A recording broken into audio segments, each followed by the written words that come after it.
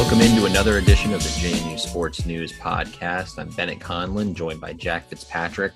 We're talking about a JMU victory, a 58-point win. We're still going to pick some nits because that is what week one is all about. Yeah, 100% is. Last year it was talking about the offense. This year it's going to be about the secondary. But Bennett, you did say you would be severely disappointed if JMU didn't score 100 points. They only scored 68. So are you severely disappointed? So here's the thing. Yes and no. Maybe a little bit, but 51 second half points, which I think 51 is like a record and a half or a second half. It was some sort of record. And then they also scored a touchdown up 51 with 8 seconds left, which was completely unnecessary. I love it. I was watching the game, and like in the fourth quarter, I was in and out, kind of like I was working too, so I wasn't fully paying attention. And I saw it was Patrick Bentley, right? Like a 4-yard rush. He like fell in, and I was like, okay, there must be like 10 minutes left in the fourth quarter. There must be a lot of time. Racky goes to kick the field goal, and I see in the bottom right corner 4 seconds, and I was like, they really score? They really like. Wow, good for them. Just keep it going. I don't understand why, but I love that they were still running plays until the game. I mean, just the fact that they scored what? Yeah, it was 51 second half points. So, I mean, they were kind of just pouring it on there in the second half, and we'll get into it a little bit. But the first half was disappointing. Kurt Cignetti kind of gave some coach speak, and some of it was overreacting. He called the first half embarrassing. It wasn't embarrassing. Like, they didn't play their best, but to think anyone should be embarrassed, I think was a little strong. I loved his post-game comments. He came out and was just completely, I think he was pissed. He was very upset. He said something else that made me laugh. Do you remember what it was? One of his first things he said. It was after the first half was embarrassing. He said something else. He said, I think at some point disgusted was used. It might have been today or a different day with Corey Heatherman would have been was disgusted with the defensive performance, and they gave up 10 points, and the touchdown came when the backups were in. But it was just kind of a comical press conference because he comes out after a 58-point win where they scored a touchdown with 8 seconds left. And he's like, it's not happening. That first half was embarrassing. I have to find it. I know I texted it. It was an electric presser. We've been reading our press clippings too much. That was yes, I remember. That was. I love when coaches are like, we fed into our own hype, because we were texting throughout the game, and the first half it looked like they didn't respect Morehead State at all, and Morehead State came out with their butts on fire. Quick screen, quick passes right to the outside, get it to the boundary, get a couple guys blocking, pick up 7 yards, pick up 15 yards, get a PI, pick up 7 yards. And JMU just had nothing and was unable to do anything to stop it. And it did come across early on in that game that JMU was not taking Morehead State seriously. And then, the second they did, they put up 51 points. Yeah, I mean, it wasn't the best execution. The first half could have been better. They went for it on downs in the red zone and didn't get it at one point and kind of struggled a little bit. But I don't know. I mean, overall, I thought they were fine. There's certainly some stuff to look at, but I thought it was funny the way they came out. We're yeah, that's not where we want to be. And it's a spot that they kind of can overlook them and win by 60. As much as you got to be yeah, we got to respect the opponent. Morehead State had negative 57 rushing yards. Yeah, it's just insane. They moved the ball well, especially in the first half through the air. There's no denying that. They even moved the ball pretty well. I think it was in the third quarter. They put up almost 100 yards in the third quarter through the air. But what killed them was, I think, 2 interceptions in the third that stopped every drive and was just drive killers. But they had to move the ball somehow because I guess that's what we expected out of this defensive line. Even without Mike Green, they still minus, even for a non-scholarship team. What did they put up last year? They must have put up positive rushing yards last year. I will look this up because that's a phenomenal question because they did not score points. They didn't score points, but they had to have had positive rushing yards last year. But I saw on Twitter, some people were worried about the defensive line. It wasn't looking as dominant as, we had gone into the season expecting. I think that had to do with, especially in the first half, the secondary. You have to give the defensive line time, at least a second or two, to get to the quarterback. And the secondary was not allowing a second or two. It was catch the shotgun snap, hit the receiver, and then let's move the ball. I think you figured out the rushing yards from last season, and I'm ready to hear it. In the spring, they had -6. Damn. All right. Well, I mean, they went backwards They, yards. they So I mean, did. that's not good. Yeah, that's kind of incredible. They obviously didn't have the same level of success passing. They only had 104 passing yards, so I guess they didn't even get 100 total yards in the spring. But they came out. I mean, they played them recently. They assume came in with a better game plan. They return a lot too. So for them to come out against the JMU team, maybe overlooking them is fine. It cracks me up with the defensive line too. Like they didn't live up to expectations. -57 rushing yards. It's people kind of expect them to get a sack like every play, and that's just not how it works. And it's also like the expectations for that defensive line. I mean, we even fed into it. Like you have Mike Green, arguably the best player in the FCS, and we didn't know he was going to be out. I think it was kind of a shock that he was not dressed. I also think that was kind of indicative of how they were taking the team. Mike Green could have played from everything that I was reading. And if it was Maine, he would have played. But it was Morehead State, so they didn't play him. But without him in the lineup, they still, -57 rushing yards. I think they forced a fumble at one point. They were in the backfield every play, and the secondary just at times wouldn't give them time to, finish out a sack or something like that. Yeah, I mean, I thought they did some nice things defensively, and maybe the story of the game kind of was the people who didn't play. I mean, you had MJ Hampton, who they reported today when we're recording, he'll be out at least another couple of weeks. So it does not sound like he'll play against Weber State, which is kind of a big deal at safety.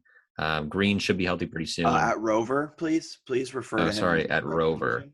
Who else? Mike Green should be back soon, as you mentioned. Percy Obase should be back soon at running back. And then Liam Fornato got hurt in the game, and he's probably out for the season in offensive line. Yeah, Tyler Stevens will step in, the redshirt freshman, 6'6", 290. You lose a little bit of size with Stevens, but he did step in last season when Fornato got hurt, and he played very well. So I'm more – I guess we can kind of segue into Fornato. I'm not too hurt for the team with losing Fornato.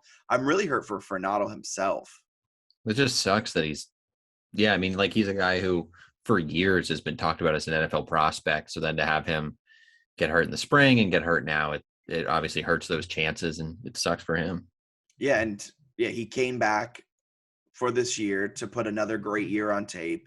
He may have been, a late round draft pick, or definitely kind of like a Rondell guy where you're an undrafted free agent the second the draft ends.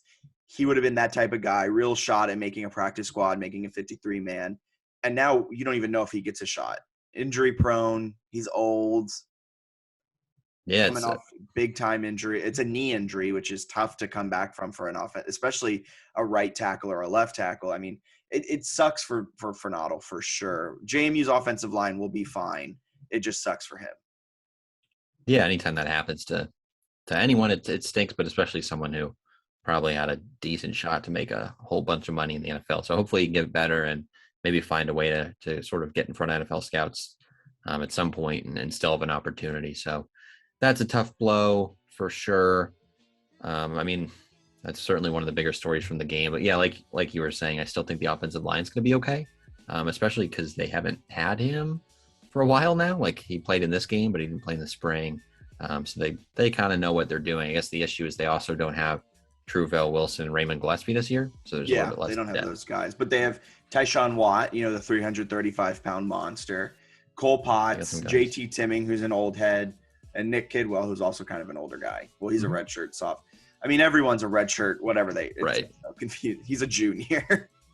Yeah, so they still have some guys. I think they'll be all right in that position for sure. Is there a quarterback controversy in Harrisonburg? Billy Atkins came in and kind of balled out. I'm joking 100%. Cole Johnson tied a program record with 5 touchdowns, a lot of yards. You have a hot take that I want you to share on this podcast because last time you shared this type of take, it came true.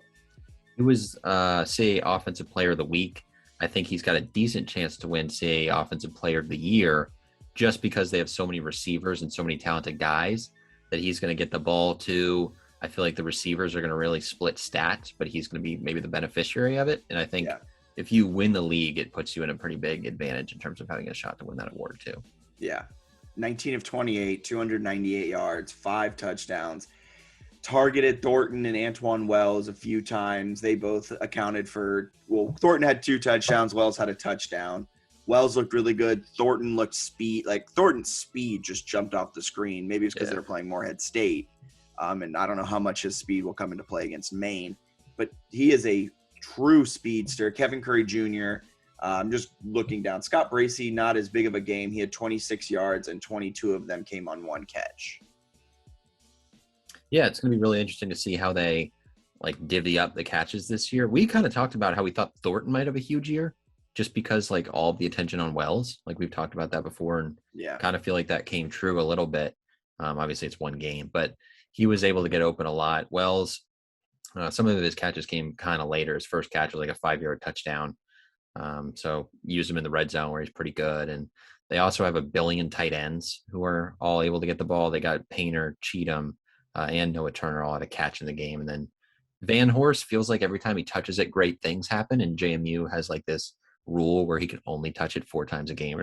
Yeah. Well, how many catches did he have? 1? He had 3 and 2 went for touchdowns. 3. Okay. And then he had 3 rushes. He had 3 attempts for 15 yards and no touchdowns, but an 11-yard run. Like, so. I just like when he gets the ball. He just seems like good things happen. Yeah. You know who else? Good things happen when they touch the ball. Is this your Latrell Palmer take? This is the Latrell. I mean, it's not a take. I've been very transparent with it from the jump. He's just so much fun. He gets the ball in his hands, and he's going to find the end zone. What, a 50-yard touchdown run? He had 2 touchdowns. I'm going to cheat and look. He had 2 touchdowns, 9 attempts for 100 yards. He averaged 10.9 yards a carry. That's insane. He had a very solid game. He's a very good player. I'm interested to see how they split up because I was also impressed with Kalen Black. He was really good. He was good. He got 100 yards. They kind of worked in Lorenzo Bryant Jr., which probably won't happen a lot, but he was basically got the ball and tried to find a linebacker to run over as soon as he touched it. Like, I mean, they got some fun running backs. Austin Douglas is good. Like when Percy comes back, how are they going to split those carries? Yeah, because Kevon had 12, Latrell 9, Peyton Rutherford even had 3, Lorenzo Bryant Jr. 7, Austin Douglas 5, Van Horst 3. You're probably going to get at least 20 to Percy, and then I would imagine Kalon gets like 5 and Latrell gets like 5.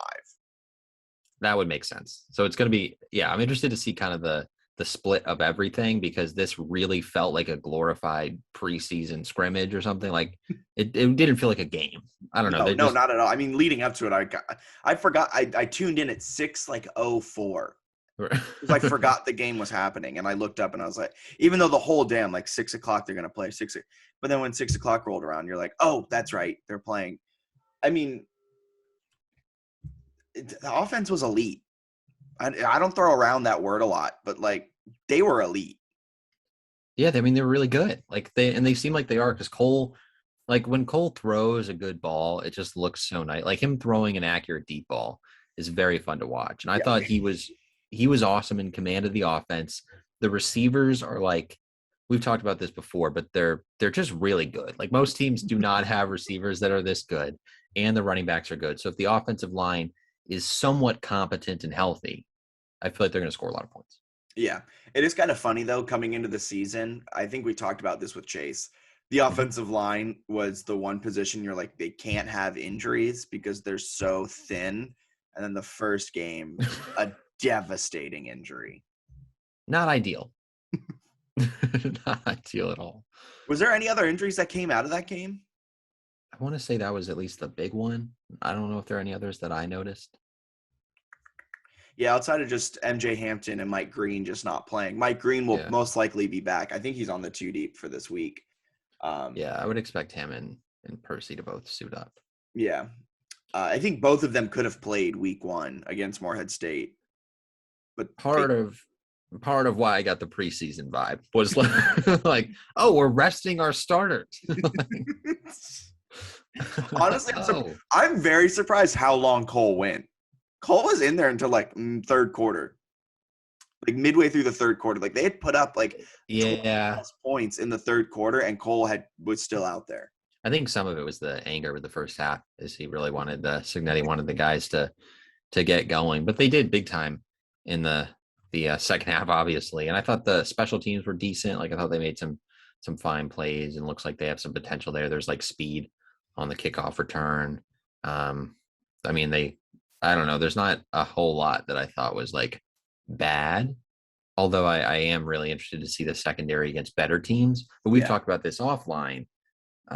There's not really like the CAA team CAA is kind of like a weird like FCS Big Ten kind of thing where like play a lot of defense and they run the ball. Right, it's like really tough. Like the best teams are tough and gritty, and then you've got like one speed team, the Ohio State, which is JMU, and then no one else can ever seem to match that. So I'm like, there's no quarterback in this CAA that like frightens me. Yeah, except Nolan Henderson. But I mean, Yeah. Delaware is very hesitant, it seems, to like let him loose. Like he's clearly one of the best players in the CAA, and yet they want to run the ball 50 times when they have an all CAA caliber player like holding the ball, and they want to give it to someone else every play. So Wesley McCormick's listed on the 2 deep, so he should be returning this week, which is a huge, huge boost. Because I think a big problem, and this is no offense to Greg Ross or Torres Carroll, but I think Wesley McCormick is pivotal. Like McCormick is the number 1 corner. And like having Greg Ross cover the number 1 guy, and then Torres Carroll, who's normally like a slot guy, cover the second guy, and then having Jamari Currents and I'm trying to look, and Jordan Swan as guys that are playing pivotal roles in a lot of minutes. That's, I think, what happened with the secondary. Like MJ Hampton's a big loss, but MJ Hampton's not like a number 1 cover guy. Like he plays rover for a reason. He's a good hitter. He's a good coverage guy, but he's not like an elite safety. So bringing Wesley McCormick back, that's going to improve the secondary a lot. But then again, who is Maine? We don't know Maine. They didn't score for 3 of the 4 quarters, and the 1 quarter they scored, it was 24 points. That gives me Sam Houston State vibes. Yeah, they had a really weird game against Delaware. Delaware got up 17-0, and I was like, wow, the Blue Hens. And then by halftime, Delaware was trailing, and I was like, oh no, the Blue Hens. And then they won by 10. I was like, there they are. It really didn't make any sense. But they hit a couple like long touchdown passes that got things going. They got a little lucky. They had, what was it, 14 points or 10 points, I guess, in the final. It was 17 points in the final, like 3 minutes of the first half. They had a blocked punt that went for a touchdown. So like that obviously helps. But I'm interested a little bit because they made some nice plays through the air. Their quarterback threw for 300 yards and couldn't run the ball at all against Delaware, but they had decent passing going. They seem like they're an okay team. People expect them to be good. Are you worried at all about this game? Because they got Weber State next week. Could be a little look ahead spot. I don't. So I've heard some people talking about like, could it be a look ahead? No, because if we're being honest, the Weber State game is more like is a fans game. Like we're hyped for it. It means a lot. But at the end of the day, Jamie wants to win the conference. So this Maine game, in my opinion, is more important than the Weber State game. A loss out of conference, it hurts. It hurts your at large. It hurts your, what's it called? Poll ranking. But a loss in conference is a lot more detrimental to your end of season like hopes than an out of conference loss. So to me, I think Coach Signetti is probably relaying that fairly well to the team. And I mean, they haven't really had a look ahead game. Like they haven't laid an egg like that in a while. Probably the last time they had a game where they laid an egg, I would say, was Elon it was Colgate. Never mind. But it was during the Mike Houston era. Colgate was a big time look ahead. Yeah. It was looking ahead for Mike Houston, looking ahead to ECU, and it was a big time look ahead for JMU, looking ahead to North Dakota State. But to get to the point to answer it, I don't think they're going to look ahead. Do you? I thought coming into it, I thought maybe, and then the way you described it, I'm now thinking it'll be less of a look ahead. I think the first half against Morehead State, where Signetti put all the stuff about how it was embarrassing, talks about reading their press clippings. Their press clippings now are going to be Signetti quotes saying they were embarrassing in the first half. So I think he's doing that intentionally a little bit to kind of motivate them. I think they'll be more locked in to start the game. My other thing is I don't think Maine's that good. I think they're a decent team. They're obviously better than Morehead State, but they had a weird blip where they hit 2 bombs and got a blocked punt. And other than that, Delaware smacked them in their building. So to me, I think they're going to kind of come come down a little bit and struggle. Also, horrible way to open the season for them. Delaware and JMU. That's just nightmarish for a team like scrapping for a playoff berth. Yeah, I feel for them. Corey Heatherman also used to be their defensive coordinator. Now is a defensive coordinator here. So brings some knowledge of what they're going to be. Actually, probably not a lot because they have a new head coach. If this was in Maine, it's kind of a different story too, because we all know up there, JMU tends to, struggle a little bit, like against New Hampshire. Also, as we're talking about like the secondary struggles, but the defensive line is great. We talked a little bit offline about this. I'm not worried about a secondary struggle as much as I'm worried about a defensive line struggling, because in the FCS, you're not facing top tier quarterbacks. You're not facing the Bryce Youngs, the Spencer Rattlers, those Heisman favorites. You're facing, no offense to, this is going to come across so mean. You're facing an accountant in 4 years. Like, they aren't going to be 100% on deep, wide open balls. So if your secondary gets burned, 40% of the time, that doesn't spell a touchdown 40% of the time, where a bad defensive line that's porous and allows 200 yards a game. That's where I get the worry. Yeah, I'm inclined to agree with that. I don't think there's anyone over. I mean, there's some quarterbacks that are pretty good, like Schmidt at Sam Houston, obviously, is really talented. But they're not facing them until the playoffs. And so I won't be worried until it's, and they're probably won't even play them the first 2 weekends of the playoffs. We're talking about like semifinal concerns. Yeah, exactly. And right now they can figure it out. And I also would rather have an elite FCS offense. Granted, we've seen it with Sam Houston, who has an elite offense for all those years and a terrible defense, and they would end up losing early. But at the end of the day, like, you want an offense that can put up 40 points more so than you want a defense that can hold a team to 10, in my opinion. I think scoring's a big deal and helpful. I still think the defense will be good too. There's no question. They're going to, hold teams to probably under 15 points a game. They just might allow 250 yards through the air.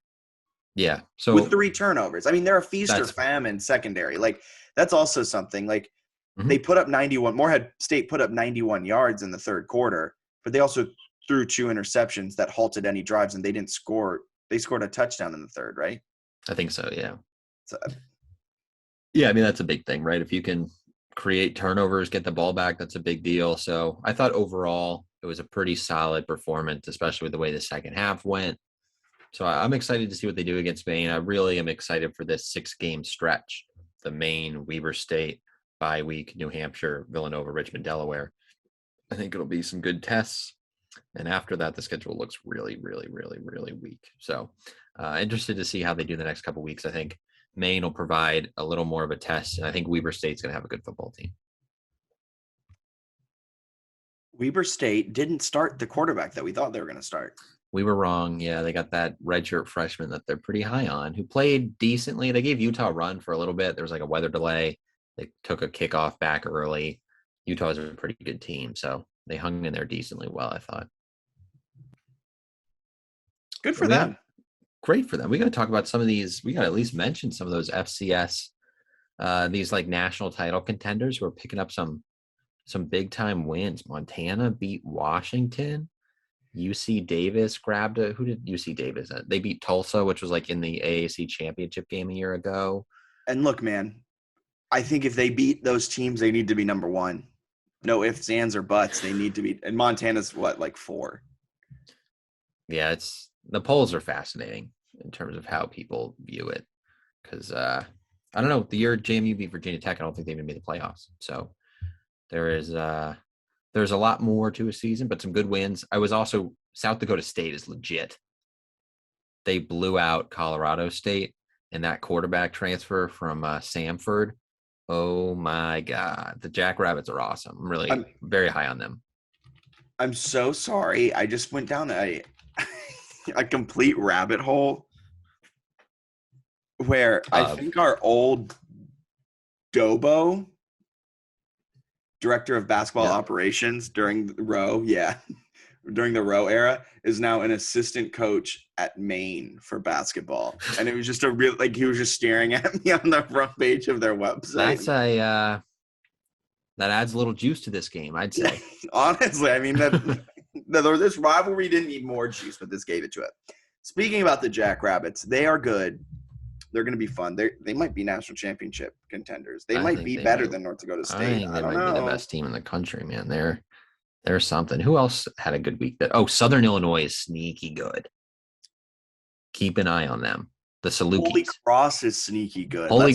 Let's not gloss over the Oh, fact they beat UConn. I actually, they are a team I would not like to see early in the playoffs. Like they're very Colgate when Colgate is good, like Yeah. that perfect Patriot League team that they don't have like incredible skill guys, but they're just like not going to make mistakes. And if you make mistakes, they're going to like beat you and then lose by 25 the next round. You're just be mad for months. So if once they get in the playoffs, they're going to be an annoying out.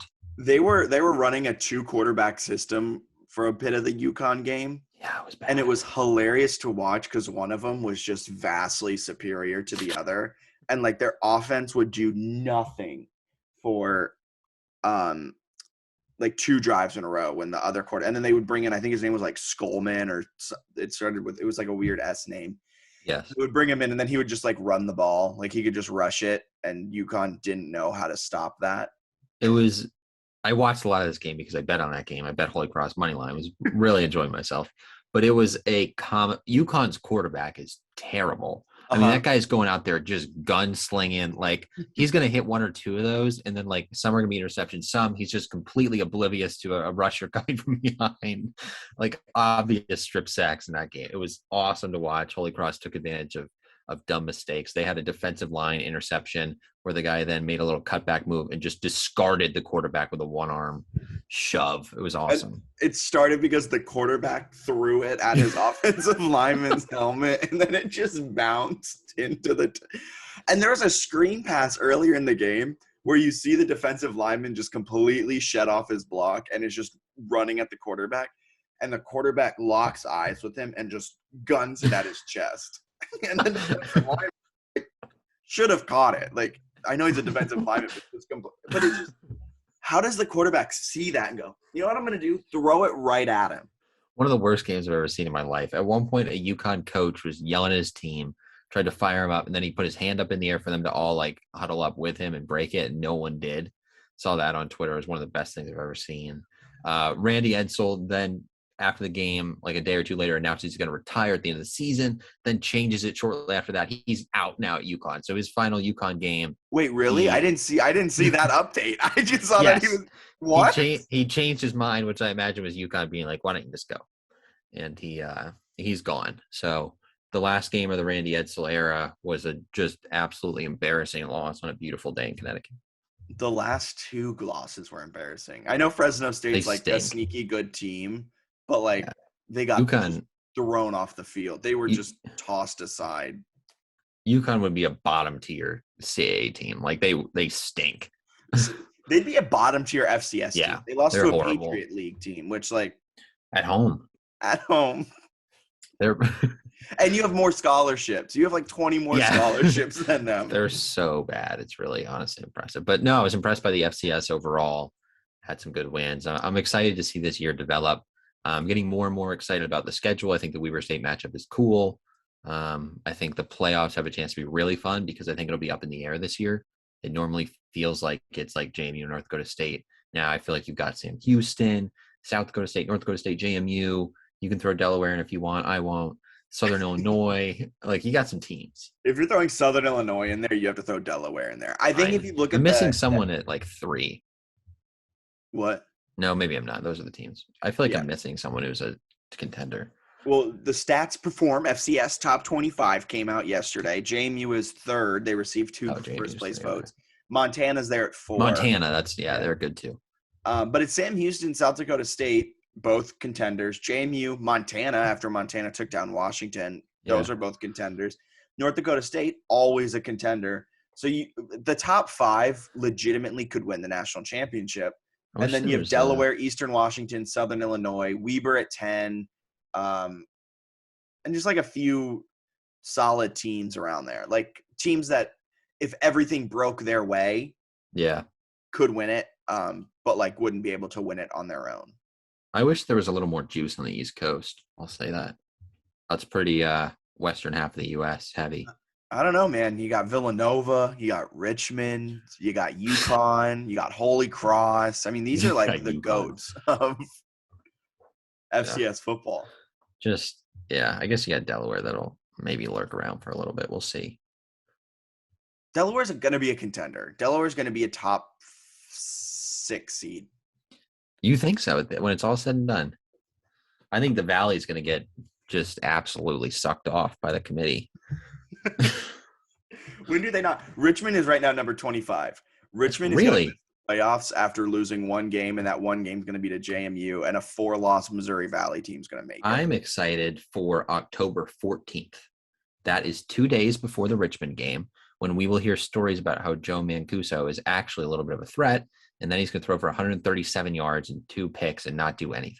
You know who's going to start those saying that Joe Mancuso is going to be a threat? It's going to be me. It's going to be it'll be you. I'm all in on the Mancuso. Your senior has actually an arm and is going to be able to pick apart the secondary and make the right choices. Fast forward 3 days, and we're talking about how he threw for 150 yards and 3 interceptions. It'd be fun if that game could be competitive, but I think we're going to have some in the 6-game slate here that are somewhat competitive.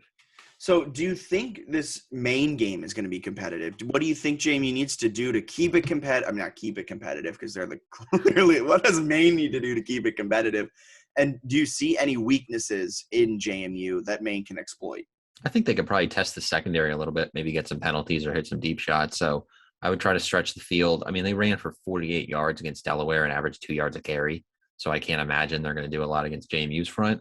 So they're going to have to throw it well. And then you got to win the turnover battle or in special teams, like the block, punt, touchdown, that kind of thing is huge. But their quarterback threw 2 picks. Obviously doesn't help.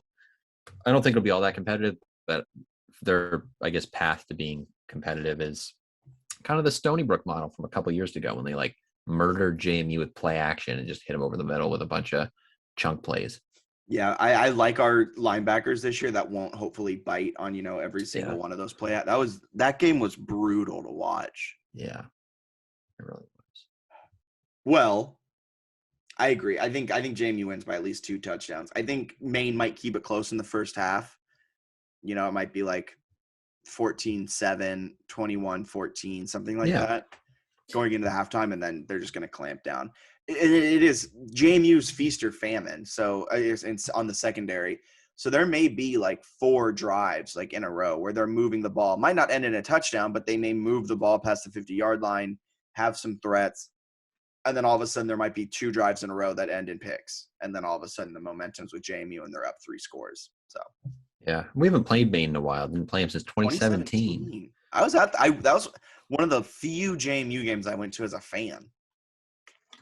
Did you enjoy yourself? That was actually the first game that Lobster won. Really? Yeah, and they gave out lobster. Not gave out. It was like $2 lobster rolls. Oh, that makes sense because Maine. Duh. Yeah. But yeah, I mean, I don't have a ton of thoughts on this game. I think it'll be somewhat interesting, but I still think JMU is a better team. Here's what I'll say. Of the 6-game slate, this is the most boring of the 6. Yeah.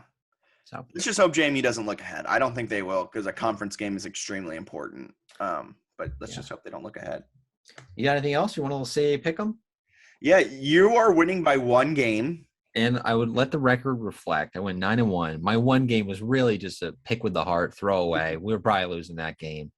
Gage Maloney struggled against Rhode Island, folks. He struggled against Rhode Island. Let that sentence sit. He struggled against Rhode Island. I will say his skill guys, I can't imagine are all that good, but they appeared to use 2 quarterbacks. I don't know the reasoning there, but Gage was sort of a 2-quarterback system. So not ideal. They lost 45-21. I expected more out of the Bryant defense, honestly. They've long been known as are they? I didn't even know they were an FCS football team. Bryant.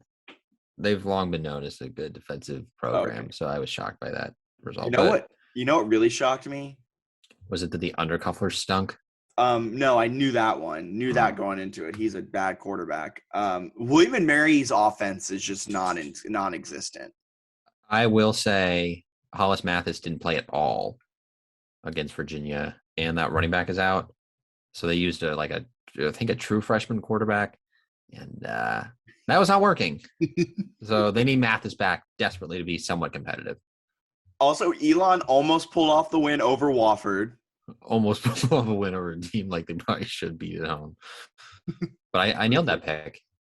That's a great pick for me. All And right. the All other right. one we differed. The other one we differed on that was kind of an interesting game actually was New Hampshire Stony Brook. New Hampshire won 27-21, but they kind of got lucky. They got up early. They had 2 touchdown drives of 5 yards or fewer because Stony Brook was basically just shooting itself repeatedly in the foot, then almost came back. I don't think either of those teams are very impressive. No, I've been low on New Hampshire since they lost to Albany last year and they looked bad. And then we learned that they only played 1 game last spring. And then we learned that Albany was a bad team. And so that made that loss look even worse. And coming into this season, I was seeing people kind of high on New Hampshire. I'm not high on them. They're good. They're good. They're well coached and they have like guys. They're like a Patriot League team. Like they're gonna play mistake-free football and they're gonna make you pay for your mistakes. I think Towson, North Dakota State, was a little underwhelming. So 2 weeks from now, Towson's got a great shot to knock off the Bison at home. That's a game that I imagine the Towson faithful will show off.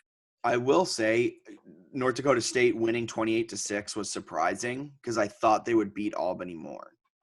They seem to keep it vanilla. They only threw the ball 19 times. Jesus, North Dakota State, what are you 14 doing? For 19 too. Like Patterson was like efficient, but it seemed like they were keeping it pretty bland and just getting out of there with a win. All right, whatever. Okay, moving ahead to this week, we got Stony Brook at Colgate. We know how CAA teams fare when they go to Colgate. Colgate's a tough place to play. They had a heck of a showing. They went up against Boston College week 1. They only lost 51-0. Yeah, they actually went up early in that one, 0-0. That's so true. They were so strong at opening kick. Aside from that, they're supposed to be, I was looking, I think the worst team in the Patriot League. So what a fall from grace. What a fall. Dan Hunt, once considered a JMU coaching candidate. I'll take. He wishes he took us up on that one. I don't think he was lose to him one time. We're like, maybe we hire him. Well, we lost to Zignetti once when we hired him. That's so true. I think he was a better hire. I'll take Stony Brook. I don't think that game will be all that close. I agree. I'm unabashedly high on Stony Brook for some reason. You just like that coach. I just like their their vibe. Yeah. All right. Lehigh Richmond. Lehigh just got obliterated by Villanova. And now they're playing Richmond. So who do you got? What was that nickname for the Stony Brook running backs? The Long Island Express. Oh my God, I love Stony Brook. I'll take Richmond. Mancuso, I think did they start slow in that game? They did. Well, kind of. Yeah. Well, our friend Dom was texting us, and he was making it seem like they were losing to Howard, but they always had like a 2-possession lead. Yeah. Mancuso threw for 293, 2 touchdowns, no interceptions, also 3 carries, 54 yards, and a touchdown. Oh my God, start the Mancuso hype train, baby. I'm taking him. Richmond is 25th. They're ranked 25th. So be number 2. I pick Richmond as well. Maine, JMU. Richmond's sneaky. I'll take JMU. We got to do a score for this bad boy. I said 100-3 last week, which was not very close. Although second half pace, they were on pace. On pace for 100 to 102 to 14. So can you imagine? I would have started crying. I'll take them. I'm going to say they win it 45 to 17. I think they're going to spank them. Wow. If you look at the history of this game, it's normally like more of a grinder. Yeah, the fact that of the last 3 games, 31 points is the highest scored. I think JMU wins this one 31-17. Fair enough. Next up, we got Towson, New Hampshire. Oh, wow. I hate this pick. It's at New Hampshire, too. It is at New Hampshire. I don't think New Hampshire's that good. Towson, though, they played 1 game. They beat Morgan State 31-0, but they haven't played a lot of football recently because they opted out of the spring. I'm just going to take New Hampshire almost solely based on the location of the game. I'm going to go Towson. Here's a trivia question for you. Can you name Towson's starting quarterback? It was that pass kid, and then he transferred, and then I forgot. I wrote it in my CA Power Rankings preseason. Chris Ferguson. They got the former Maine guy. Yeah, that's right. I He remember played pretty well week 1. Hasn't he transferred like 15 times I think he spent like the fall with Liberty or something. Yeah, because it was weird.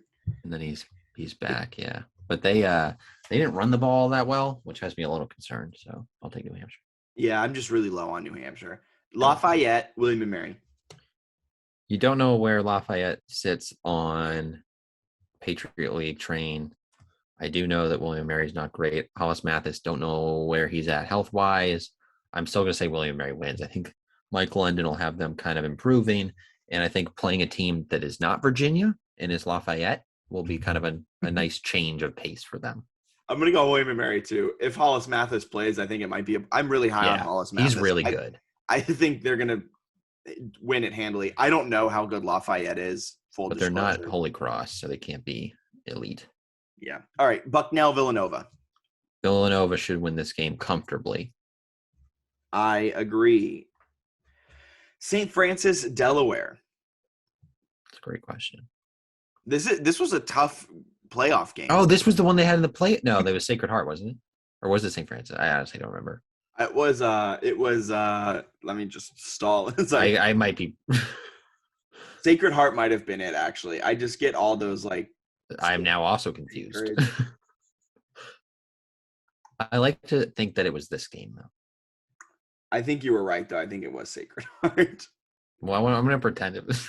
It was Sacred Heart. Oh, damn it. All right, I'll take Delaware by a lot. I think they'll bounce back. They're playing at home. The Delaware fans, they've been waiting so long for Nolan and company to come back home, open the season on the road. They love this program. They love to show out. Aren't they like really old? Yeah, like Delaware. Really, like 85, like Joe Biden's. I'll take them to win though. I still think they're a good team. Do they ever play a tough game? Yeah, they play Rutgers the week after. You're gonna take them to beat Rutgers? Are they? They play them on the 18th. Isn't Rutgers like kind of good again? Yeah, they beat Temple like 61-14. Yeah, they're not. Delaware's lucky if they hold them to 50. I picked Delaware too. Elon Campbell. Oh, this is gonna be a good barometer to see how good the Camels are gonna be later on in the season. I'll take Elon. I think Elon bounces back from not a terrible loss, but a 2-point loss to Wofford. I'll say they find a way to grit out a win. Davis Cheek, an NFL prospect. I hate you. So, Campbell, they play in the Big South.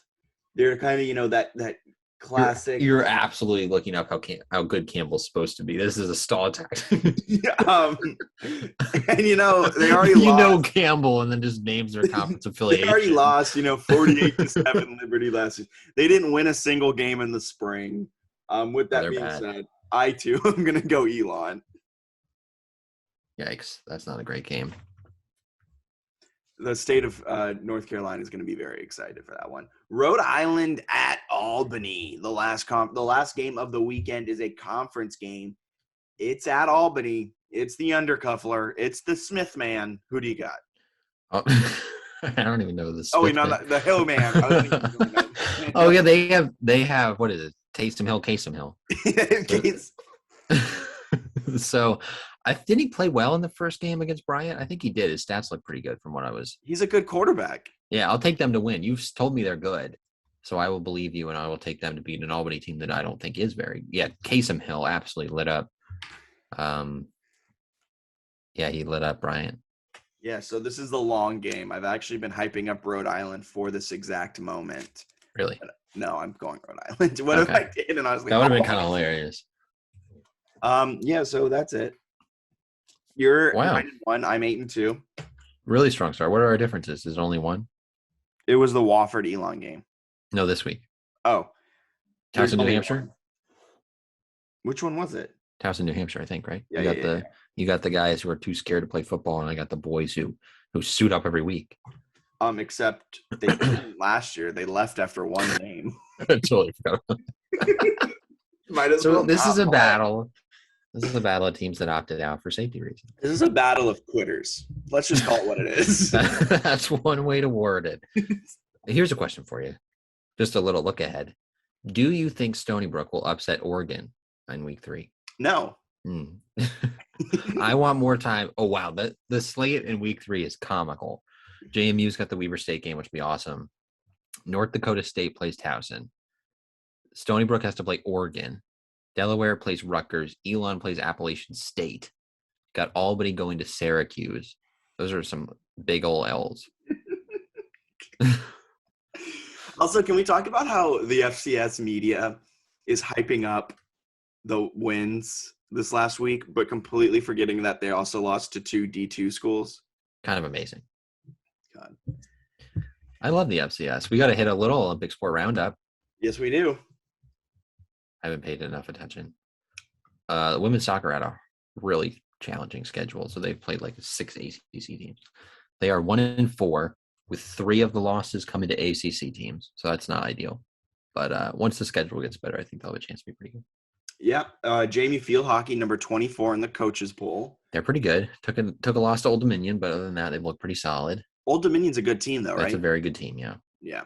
DeLauder, this is baseball. This is spring sports, kind of moving over. I think he's 6th in like national. Crazy. He's like a top tier MLB prospect, and JMU is going to find a way to finish below 500 regardless. Yep. He's going to bat 450 with like 15 home runs and just like an OPS of like 1.3 or some shit. And they're going to he's going to get on base 80% of the time. Whatever. Women's golf opened against Penn State. According to this headline, they opened strong.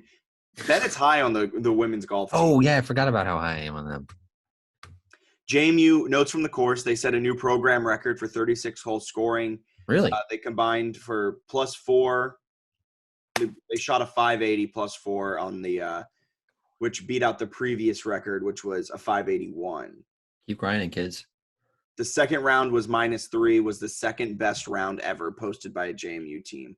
The only round better was the final round of the same River Landing Classic when the Dukes shot 277, which was -11. Wow. Laura Kate Owens, posted her 16th and 17th career rounds of par or better on Saturday, leaving her just 2 shy of the program record. I believe Jason Kreck. Did I pronounce his last name right? Kreck. Sorry, Jason. Really great coverage of the women's golf team. I love these. These are really solid. And so what you need, she's 2 rounds, 2 par or better rounds shy from tying the program record. And she's a junior. So would be rather shocking if she did not set that. Yeah. I mean, this team's good. They're going to have another good season. Absolutely. Men's soccer, they bounced back pretty nicely. Lost to Marshall 6-1. But then they won their last 2. They got Mason tonight on Tuesday night. Mason. That's an in-state rivalry. They're getting up for that one. You win that one, you got to think the AAC is looking at JMU for all sports. No, Big 12, man. That Big 12, the SEC might say, Texas, go away. Grab JMU instead. Well, anything else? Yeah, volleyball is pretty good. They're like 5-1 or something. So I guess we should go. Well, actually, never mind. They are 5-1. Were you going to send them the newsletter that I don't do? No, I was not. That would have been funny. Yeah. Here's an announcement. I'm probably not going to do that due to time. No more newsletter? We'll see. Maybe if I change my mind on Sunday. Maybe if you wake up and you're feeling righty. Yeah, exactly. Because I was not this last week. I understand that. I mean, I don't know if I'm feeling righty for the CA power rankings. That's fair. But I'll write them eventually. I just got to do all the prep work for Charlotte. Oh, tell everyone what you're doing this weekend. If you guys want to watch some FCS, FBS action, check out Charlotte football on ESPN Plus, ESPN3 this weekend. They face off with Gardner Webb. And if you don't get enough of my voice on this podcast, you can get more of my voice as I'm doing play-by-play for that game. Hell yeah. Can't wait. Hell yeah, brother. Well, for Bennett Conlon, my name's Jack Fitzpatrick. You guys have a wonderful rest of your day. See ya. See ya. See ya.